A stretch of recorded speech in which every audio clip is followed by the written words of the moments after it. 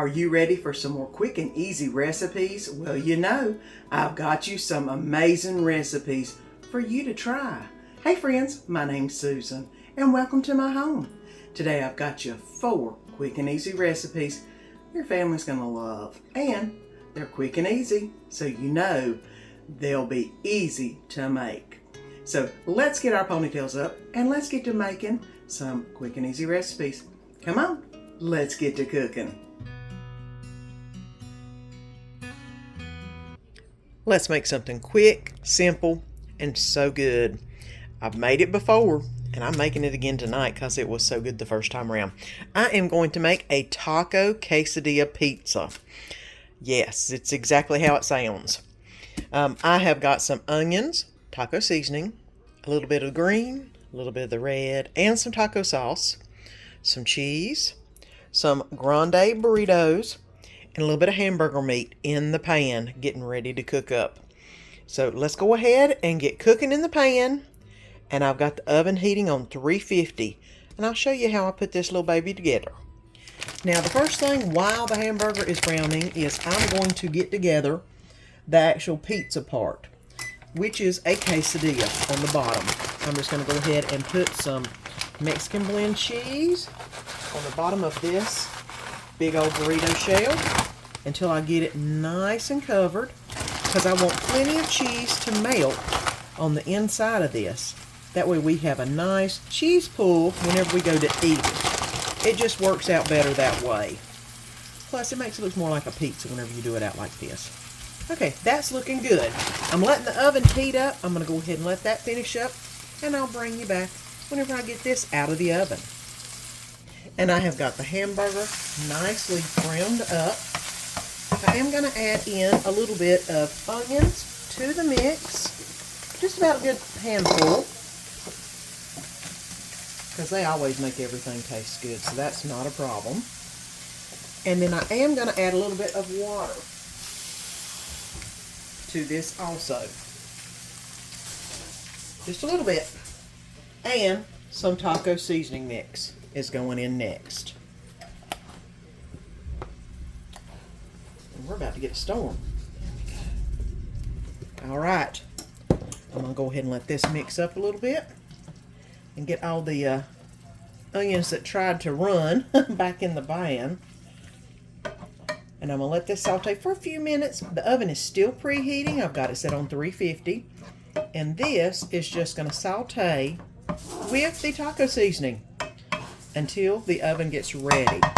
And then I'll bring you back whenever I get the quesadilla out of the oven. Now here we have the quesadilla. The cheese is nicely melted. I'm going to go ahead and put a little bit of hamburger meat with the onion on top of the quesadilla. The meat portion of the pizza is going on.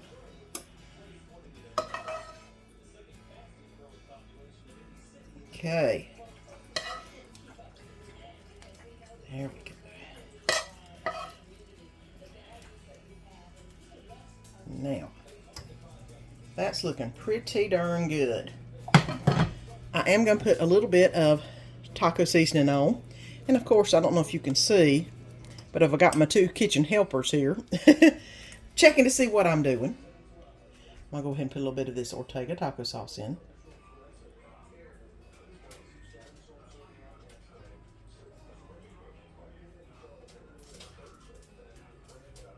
Okay. And of course, a little bit of the green Tabasco. Just a few little drops. And my favorite, Cholula, is going on. There we go. I'm going to put another topping of cheese on top of this wonderful thing. Because you know you got to have your cheese on top. Plus I want a big cheese pull. I'm going to have a lot on the bottom that's going to cheese pull. So I know that.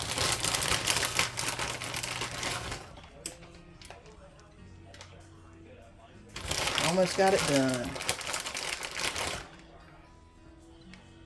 Alright, that is looking pretty darn good. Alright, this is going to go back in the oven The quesadilla part I put in for 5 minutes and then brought it out, put all this on here. This is going back in for another 5 minutes, and then it'll be time to eat. And here's what it looked like whenever it came out of the oven. I'm going to go ahead and cut it into 4 pieces, because that's normally how Danny and I eat them. We each get 2 pieces. Now, if you have a large family, you may need to make a couple of these. But I tell you what, they are good. Let's see if I've got all of that divided up enough. And it's hot. Look at that. Look at the cheese pulling on that. Let's go ahead and get this in a plate. And this is so good, guys. Y'all are going to love it. Pizza, but taco version. So good. Let's make something to eat. I'm going to adapt this slow cooker recipe to a pot because I haven't cooked it all day and I need to make some quick supper. I've got some chicken I've already cooked and pulled earlier. Got that to go in it. I've got some chicken broth. I'm going to put some vegetables in it. So you know me, the mixed vegetables go a long way with Danny. Some Creole seasoning and some Slap Your Mama's going in it. I'm going to do a Cajun spin on it, of course. And garlic powder, onion powder, cream of chicken soup's going in. I've got a little oregano. And I've got some heavy whipping cream back here. Salt and pepper as always. But let's see how I can make this my own and put it in a pot for supper. The item that's going to take the longest to cook is going to be the noodles. And I know that sounds weird, but I'm going to go ahead and put the noodles in first.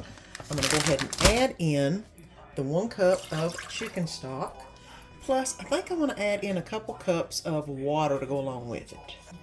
So I've added an extra 3 cups of water in there. I'm hoping that'll be enough to cook the noodles down. But I'm going to go ahead and add the noodles in. And this is pappardelle is what I'm adding in. And I'm going to let this come up to a boil so all the noodles can get into that fluid and get that partially cooked before I add some of the other ingredients. Now, the noodles are not all the way done, but they're just about done. So it's time to add in the rest of the ingredients. I'm going to go ahead and add in some Slap Your Mama. And I'm not measuring it like it says on the thing. I'm just going to pour some in. Not a lot of that because that can make it a little spicy. And then some Creole seasoning, which I am going to put a little bit of that in. There we go. A dab of garlic powder is going in next. And a little bit of onion powder is also going in. Now, I've got all that in. I am going to go ahead and add in some cream of chicken soup. That is also going in. And that was one big nice plot. And I'm going to go ahead and let that stir around real quick.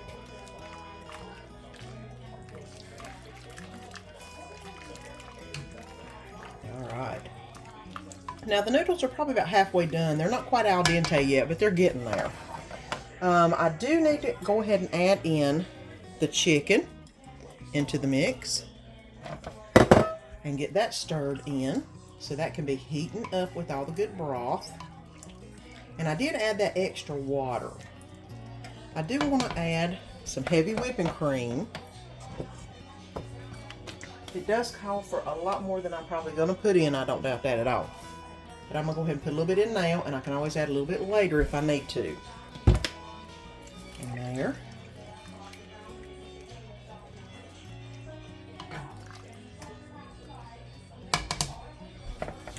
And I'm going to add in the mixed vegetables. You know I'm going to add vegetables in to anything I can because Danny does not like vegetables. If you're new to the channel, my husband is the pickiest eater you will ever meet. And me making something that he likes is not easy. And me trying to get him to eat his vegetables is another thing that's not easy. I'm going to go ahead and turn this on low and let this simmer for probably about 10 minutes. And hopefully some of this juice will dissipate and it'll start to thicken up, and I can always add a slurry if I need to, but we'll see what it looks like in about 10 minutes. And after about 10 minutes, this is how thick it got. It's looking so good, and the noodles are done. So let's go ahead and get this in a bowl. Well, I'm doing some great recipes this week. This one was another home run. So good. You'll love it. Tonight I'm making one of our favorites, some creamy sausage risotto. It's a real simple recipe. I am using regular rice instead of instant rice. So let's go over all the stuff I'm going to put into this risotto. I've got some butter, a little bit of olive oil. I've got some onion, some regular sausage, some chicken broth. I've got some Parmesan cheese, some milk, apple cider vinegar, and some just regular old rice. So let's get all this in the pan, starting with the onion. First thing we're going to be putting in the pan is a little bit of olive oil. And I'm going to be putting in about 1/4 of a cup of onion to let this start cooking down. Not much, don't need a lot. Now let's go ahead and let this simmer and get opaque, and I'll bring you back. Now I've let this saute down just a little bit, and it's starting to get opaque. If you can see, a few of it's getting a little tiny bit brown. I'm going to go ahead and add in the sausage straight from the tube. I know this looks so appetizing, but trust me, it'll be so good when it's done. Go ahead and break this up. If you want to use your hands to do this, feel free. I just didn't feel like having that junk on my fingers. But I'm going to go ahead and break this up into smaller pieces so it can cook up. And what you want to do is basically brown your sausage. And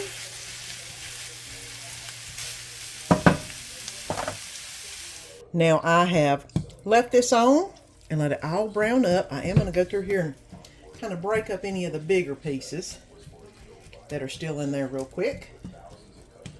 And now it's time to get everything together. Now I am different from the recipe because I am using regular rice instead of instant rice, which means I'm going to need to put in about probably 2 times the amount of liquid that I'm putting in. So I'm going to go ahead and put this risotto in, and I'm going to turn it up a little bit because I've had it on low. That way this rice will absorb all of those wonderful sausage juices that are in the bottom of the pan. And I've got rice going everywhere, guys. This ain't good. Let me get that over to the side. But I'm going to let this absorb all of those wonderful sausage juices. Let it cook for just a minute down at the bottom of the pan. And I do have it on high right now. That way I can kind of brown things up a little bit. And then I'm going to be adding in a few things. One thing I'm going to add that you're going to think of as really strange probably is apple cider vinegar. Don't ask me why it calls for it. It just makes it taste really good. I'm going to put in 2 tablespoons of apple cider vinegar. And I'm going to go ahead and mix that up. Now, it does give it an unusual smell, but it makes it taste really good. Like I said, I don't understand why it's in there, but it is, and it makes it taste good. And I'm also going to go ahead and add in 2 cups of chicken broth into the mix. Now I'm going to let this probably cook for just a little bit, and I'm probably going to add about 2 more cups in the end, only because I'm using regular rice. If you use the instant rice, you'd only need to use the 2 cups plus maybe just a dab more. But this, I know, will need more fluid here in a minute. I'm going to go ahead and turn this on a medium. I'm going to put it on high, let it boil, and then turn it on to medium and let it start absorbing all of that fluid. And I'll have to come back and add more as the process goes along. But if you're using the instant rice, this should be about all you need. Let it boil real quick, and then bring it down to a low or a medium, and then let the rice finish cooking. Go by the rice instructions. That's all you need to do for this. I'm not using instant rice or quick rice, so I'm doing it the way I know with regular long grain white rice. So let me get going on this, and I'll bring you back whenever I add the next items in. And I did go ahead and add 2 extra cups of water to this, just because this is regular rice. This is not the instant rice or the quick rice. So let's go ahead and add the few other ingredients we need to add. All right, I'm going to go ahead and put in the 1 tablespoon of butter. I'm I'm going to go ahead and add in the Parmesan cheese. As y'all can see, I don't have any of the other, so I'm just going to add this in. And I'm going to go ahead and add in the half cup of milk. Now that should make a good broth, to say the least. I'm going to stir this in real quick, and you can see how thick the rice is already, because it took up every bit of that juice and water, or the broth and water that is, that I put in here. Now you can do the risotto the old-fashioned way, where you add a little bit and absorbs, and add a little bit, you can absorb. And I kind of did that to some degree. I put 2 cups in to start with, and then put a cup, let it cook about a few minutes, and then put another cup. So it kind of did that. But let me go ahead and get all of this stirred together, and then it'll be time to serve it up, because this is so good. Your family's going to love it. And you know, when I put something in front of Danny and he says, I like this one, that it is really good. This is a family favorite. I'm trying to do a little bit of a fridge clean out, and I had some kielbasa, potatoes, some bell peppers, and some onion. And I'm like, okay, what can I make with that? Well, you know what? Kielbasa, pepper, onion, and potato hash is what I'm going to make, or at least my version of it. And it's simple and easy. The first thing we're going to start with, of course, is cutting up these potatoes and slicing these bell peppers. The onion's already sliced. So let's go ahead and get that ready, and I'll show you how I make a quick, simple, and easy recipe. Now I've gone ahead and let the pan heat up just a little bit. I'm going to put in a little bit of olive oil in the bottom. That way the potatoes don't burn on the bottom. And I'm going to go ahead and add in all of my potatoes into the pan. And try not to get my bell peppers in there with it, because it's not time for them to go in yet. Now this will need to cook for about 5 to 10 minutes. You don't want to burn it, so you want to continually check on it. And make sure that you're flipping it back and forth. Make sure that all the potatoes are divided up so they can brown evenly. And this is on about a medium high. Like I said, you don't want to cook it too fast. You don't want to brown them real hard, because you don't want them hard in the recipe. At least I don't like them hard in the recipe. I don't want them like French fries. I want them like potatoes. So I'm going to go ahead and let this cook up for just a little bit, and I'll show you what I do when I put the next item in. Now, you want to cook this until the potatoes are done, but not crispy. If you undercook it, they won't get done enough whenever you put the rest of the items in here. But these are getting to the point that they're still solid, but they will still be good. I've let them cook for about 10-15 minutes. Not on high, just about a medium. I am going to go ahead and add some pepper and some salt into this, because it's going to need it. There we go. And I am going to take this out of the pan. Now, the next thing I am going to add in is the sausage. And I like to try to lay it as flat as it can be. That way it can get a nice sear on each side of the sausage. And it won't take long for this to sear up. There we go.